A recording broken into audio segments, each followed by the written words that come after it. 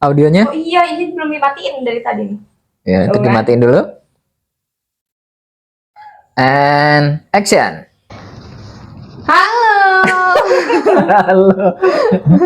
Ketemu lagi sama aku Mala. Aku Alex. Ya, ini Kak Alex. Aku nggak pernah dikenalin sama dia, jadi aku kenalin diri Ya, sendiri. ini sibuk terus sama diri sendiri sebenarnya. Jadi kita ketemu lagi di Last Project _. Wih, Terlihat sangat glowing, tapi sebenarnya ini cahaya lampu. cahaya lampu yang memantul ke minyak ya. Enggak juga sih, Oh, nggak ya? ada. Oh, nggak ada, bagus. Tomat nih. Jadi gitu. Nah, kita ketemu lagi di Aku Tanya Kamu Jawab. Aku jawab, kamu tanya. Nah, itulah intinya itulah. Sebelumnya makasih yang udah subscribe ya. Terima kasih banyak ya. Thank you. Aku nggak marah-marah kan? Nggak, iya. Bagus. Jangan marah-marah. Please, nanti penontonnya pada pagi. Oke, marah. Jangan marah. Makasih udah subscribe ya. Iya. Nah, sekarang aku mau ada satu pertanyaan lagi nih. Apa nih? Banyak juga nggak apa-apa. Banyak. Oh, ini ya pasti bahasanya jadi banyak sih, jadi panjang gitu. Apa? Jadi gini, kan apa ya? Teater. Iya, teater. Itu kalau menurutku ya dari pandanganku dulu. Jadi orang teater itu kan sudah pasti bisa main film. Belum tentu sih. Ya. Menurut pandanganmu ya? Oke. Menurut pandanganku itu pasti bisa main film. Tapi kan pemain film itu walaupun sama-sama berakting juga, tapi kan dengan teater tuh beda. Entah itu dia dari pembicaraannya atau juga dari pergerakannya gitu. Nah, itu gimana sih menurut Kak Alex? Maksudnya? Iya kan karena. Oh ya. Jadi gini ya. Karena apa? Karena kan menurut pemikiranku nih. Orang teater itu bisa main film karena kan basic dia di dalam keaktoran teater itu kan lebih besar gitu loh. Maksudnya bukan lebih besar lebih luas ya, tapi kayak entah dari segi pergerakannya atau vokalnya gitu, dia kan belajar yang memang difokuskan untuk ditonton banyak orang. Dan mungkin ya walaupun nggak semua dan live juga, walaupun nggak semua pementasan seperti itu, tapi kan ada pementasan yang memang di ruangan yang besar gitu loh. Jadi kan pemain film mungkin nggak punya basic yang itu gitu loh. Sebenarnya bukan arahnya ke sana ya. Kalau aku malah meluruskan begini. Apakah pemain teater sudah pasti bisa main film? Ya. Kemungkinan 80% ya. Tapi bukan karena mereka belajar vokal dan seterusnya, pendalaman karakternya lebih dan dapat penontonnya live, bukan hanya itu. Terus kemudian apakah pemain film bisa main teater? 20% ya. Jadi lebih sedikit kemungkinannya kalau ditukar tempat. Pemain teater 80% bisa main film, tapi pemain film paling kemungkinannya cuma 20% bisa main teater. Kenapa? Karena begini. Kalau di teater kita main itu live, nggak ada cut. Nggak ada cut. Jadi latihan selama berbulan-bulan untuk pertunjukan satu malam dan tidak ada cut. Ya, artinya mereka sudah terlatih bukan tentang penjiwaannya dan seterusnya, bukan. Tapi sudah terlatih untuk walaupun ada kesalahan apapun saat melakukan actingnya, dia bisa membelokkannya menjadi benar, menjadi tetap berlangsung pertunjukan tanpa bilang maaf salah penonton gitu. Tanpa begitu, kecuali yang Brechtian ya. Nanti kita akan bahas apa itu Brechtian. Kecuali itu Brechtian, Lenong, nanti turunnya kita bahas itu. Nah, mereka sudah dipersiapkan seperti itu, sudah punya wawasan dan pengalaman yang terus-menerus akan hal itu, bahwa kalau main mau salah, mau apapun yang terjadi di atas panggung, pertunjukan harus terus berlangsung, nggak ada cut, nggak ada cut. Artinya kalau mereka ditaruh di film, kemungkinannya 80% bisa, karena dikasih naskah apapun bisa cepet dirangkai sama dia, dan kesalahan apapun dia bisa belokin tanpa minta cut. Yaitu sebenarnya kekuatannya itu. Terus kemudian kalau pemain film apakah bisa main teater? Bisa, tapi bagiku kemungkinannya cuma 20%. Karena di film punya bukan kebiasaannya, tapi memang itu privilege-nya ya. Bisa cut pas pembuatannya. Salah, ya take lagi dan seterusnya. Sampai kemudian yang paling bagus, pindah lagi, cut lagi. Jadi nafas actingnya tidak panjang. Kalau aktor cuma aktor film itu nafas actingnya tidak panjang. Dalam artian tidak punya daya tempuh main 1 jam di atas panggung, ya. Sementara pemain teater punya daya tempuh nafas yang sangat jauh untuk main 1 jam, entah itu nonstop atau gantian, tapi dia tetap ada di situ, tidak minta cut. Nah, karena pemain film itu sering dapat cut, ya, dan punya kecenderungan misalnya salah, pemainnya sendiri, maaf ya mas, salah, diulang lagi dong, bisa begitu. Maka ketika ditaruh di teater yang tidak ada cut, mereka gagap susah. Aduh gimana ya? Teknik improvisasinya kurang, dan karena kayak ikan biasanya ditaruh di akuarium, ya kan, atau jangan ikan, burung biasanya tuh dikasih makan, disangkar dan seterusnya. Ngoceh sih bagus, tapi begitu dilepaskan dia cuma terbangnya ke situ-situ aja, Ya, dekat. malah bisa balik lagi Iya, ke situ. Sementara burung yang biasanya keluar dan seterusnya ditaruh di kandang sumpek. Nah, ibaratnya seperti itu. Jadi bukan tentang penjiwaan dan seterusnya, karena gini, banyak kok aktor teater yang tidak bisa main di film. Bukan mereka nggak mau ya, tapi nggak bisa karena mungkin takaran aktingnya seperti yang kita bahas di episode sebelumnya, takaran aktingnya terlalu besar, tidak melihat itu ruangnya seperti apa, ya. Padahal film kan ada zoom in bisa zoom out. Teman-teman bisa cek di video sebelumnya ya tentang takaran itu ya, yang aku tanyakan menjawab dan seterusnya. Nah, sementara aktor-aktor di film itu selalu punya ruang yang sempit. Kamera bisa deket, manja jadinya. Oh iya benar. Jadi ketika ditaruh di teater yang jarak penontonnya bisa paling dekat itu 20 meter dan paling jauh bisa 40 sampai 50 meter, itu kaget, volumenya harus ditambahin, mereka nggak bisa, mereka harus belajar vokal lagi dan seterusnya ya kan. Ngotot-ngotot dan sejadinya teriak-teriak, padahal nggak harus teriak-teriak kan gitu. Aduh nggak ada clip on, ya memang ada clip on. Kecuali ya sekarang teater udah ada clip on dan seterusnya. Walaupun seperti aku bilang di episode sebelumnya, banyak yang mencibir juga teater kok pakai clip on. Nah, apa sih ketoprak aja masih ada pakai mikrofon todong, sekarang pakai clip on, di bawah ada mikrofon gantung, mikrofon todong dan seterusnya. Sandiwara juga seperti itu, tonil juga seperti itu. Nah, jadi bukan tentang karena penjiwaannya dan karena track mereka anak-anak teater itu latihannya keras, enggak. Bukan tentang itu, tapi karena kekuatannya adalah mereka punya nafas adegan, nafas acting yang panjang. Mereka biasanya bukan sprint ya, bukan pelari sprint, tapi maraton.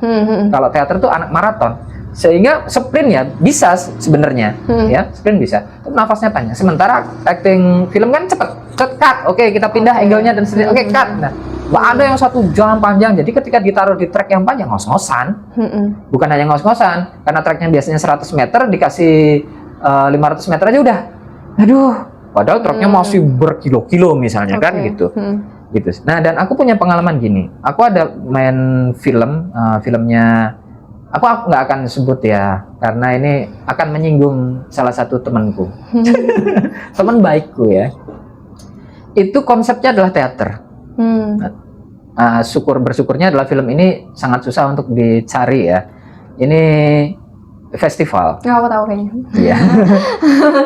Dari semua pemain, konsepnya adalah teater. Jadi kamera itu cuman di situ aja, maju, mundur, dan sutradaranya terkenal ya. Teman-teman bisa tahu itu. Mungkin yang melihat wajah gue jadi, oh paling film ini.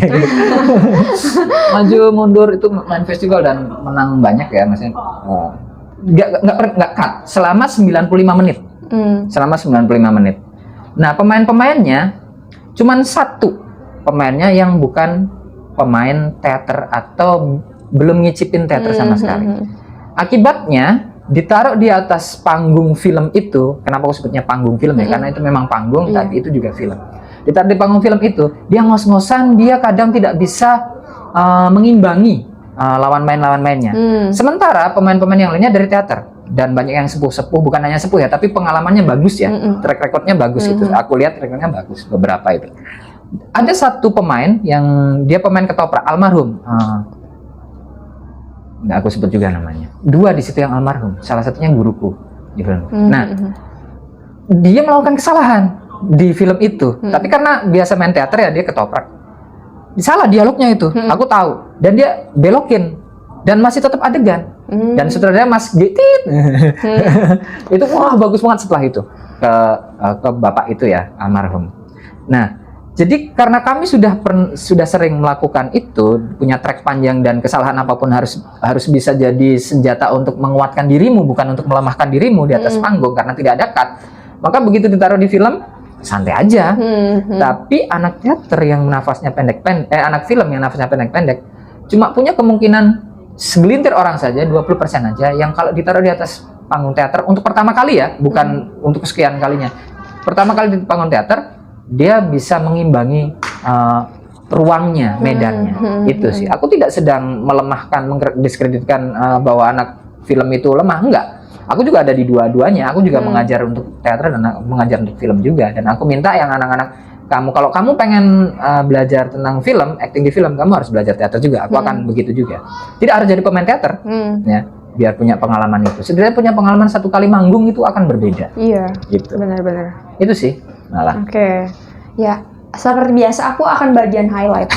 Jadi setelah aku yang nangkep tadi jawaban dari Kak Alex itu, pemain teater juga nggak 100% akan bisa jadi pemain film, karena tadi sebutkan 80% iya, tapi nggak menutup kemungkinan juga untuk pemain film yang sebelumnya belum merasakan main di panggung teater itu juga nggak bisa, tapi ada 20% orang-orang tersebut bisa, tapi nggak semuanya, karena seperti yang sebutin tadi, anak film itu kalau ibaratin nafas, dia tuh nafasnya pendek-pendek. Nah, kalau misalkan anak teater itu ya panjang, karena memang durasinya ya udah live dan juga lama, kisaran 1 jam gitu. Jadi ya dua-duanya ini sebenarnya bisa main tuker di switch gitu. Cuma ya nggak semua orang gitu, nggak semua orang bisa intinya. Ya itu sih. Juga karena oh ya, aku ingat. Juga itu kelemahannya. Maksudku gini, kelemahan anak-anak teater karena nafas adegannya panjang, itu jadi kelemahan ketika main film. Mereka jadi, kan misalnya ngomong, apa sih malah? Cut. Kamera pindah ya. Oh iya. Itu kayak merasa, aduh, kenapa nggak diterusin aja gitu, kamera terusin sampai adegannya selesai.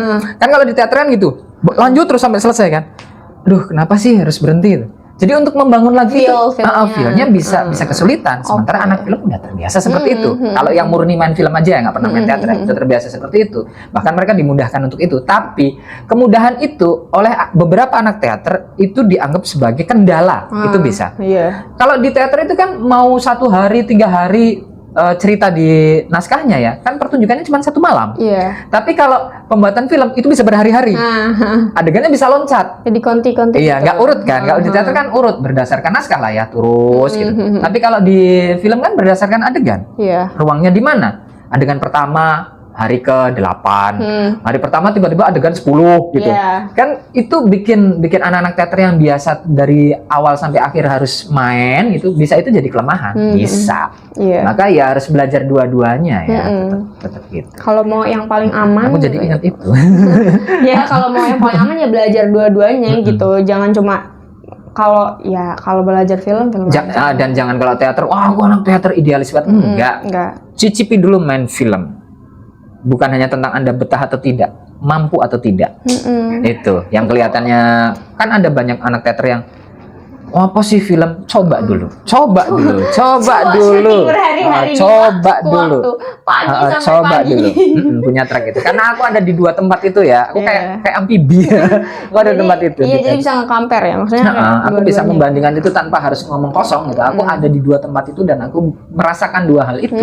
Kan gitu. Dan aku punya siswa-siswa yang curhat sering tentang itu. Jadi aku punya banyak sesuatu di sini. Jadi gitu, guys, intinya. Apa coba? Ya tonton lah, mereka sendiri, bukan disuapin mulu. Nih juga nih yang nonton nih jangan diem-diem aja sih, kataku kayak minimal subscribe sih. 372 harus naik sih pokoknya kalau kalian nonton video ini. Biar itu ya. Silakan di subscribe ya, biar mengucapkan terima kasih, kita juga mau ayo dong gitu, biar semangat. Gimana sih kalian tuh? Ya pokoknya kita ketemu lagi di Q&A. Aku tanya kamu jawab. Iya, aku gantian lupa itu. Aku tanya kamu jawab atau enggak konten-konten yang lain minggu depan, entah dengan aku, pasti dengan aku sih. Iya, dengan kamu.